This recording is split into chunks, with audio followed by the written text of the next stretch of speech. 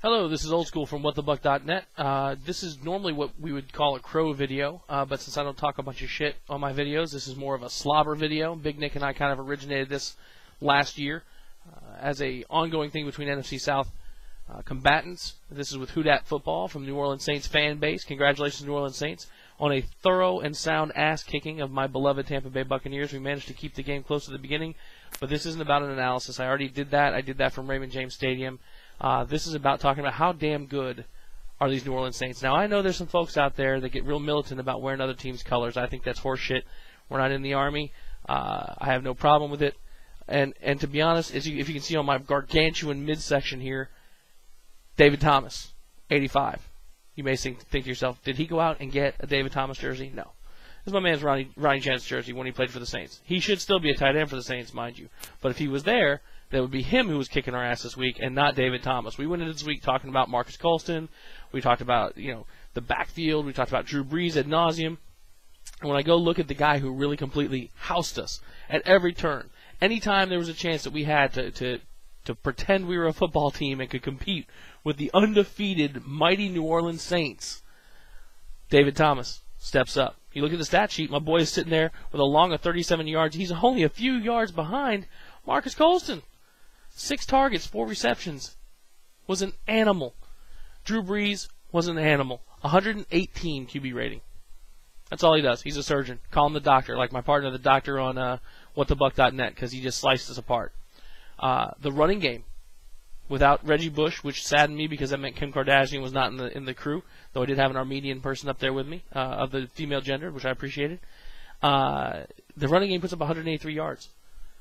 Mike Bell running all over the place. Pierre Thomas running all over the place. Hell, I don't know. They could have given it to damn near anybody. When you look at the stats, it's just ugly in every category for the Bucs because the New Orleans Saints are undefeated and they are amazingly well-rounded.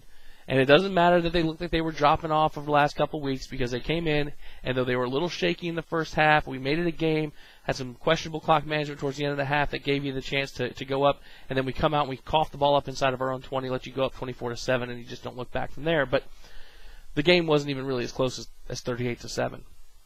I already talked about Brees' numbers. I already talked about 183 yards on the ground.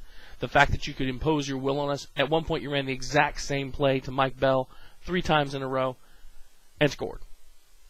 Okay, I don't know how else to describe it, but holy crap, that sucked, right?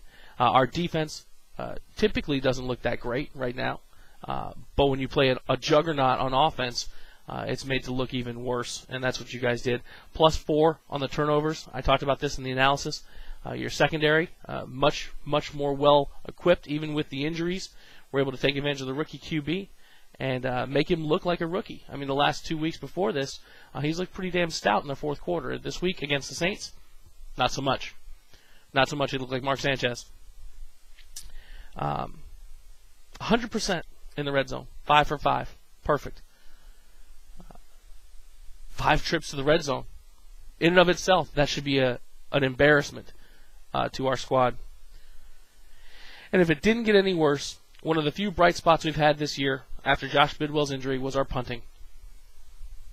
And you guys outpunted us. A 46-yard net to 38. One of the few things I can usually go down the stat sheet and go, you know what? Hey, at least we punted all right. But not this week. So when I look at the thorough ass whipping that went on here, I can't find a single bright spot on the statistics, except for we were penalized less. Now, I think that that's probably directly related to the fact that we didn't have the ball as much. And on defense, you have to be really close to actually commit a penalty, and we weren't really close. We didn't get close to Drew Brees in our pass rush. Our DBs, et cetera, weren't very close to your receivers. It was just absolutely abysmal.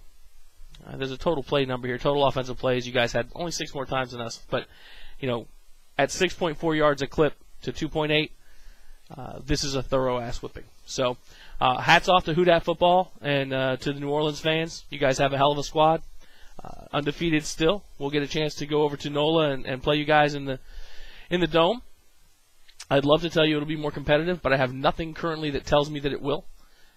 That makes me very sad. And for all you guys who think that I'm a disgrace for wearing the New Orleans Saints jersey that I already had, well, tough shit.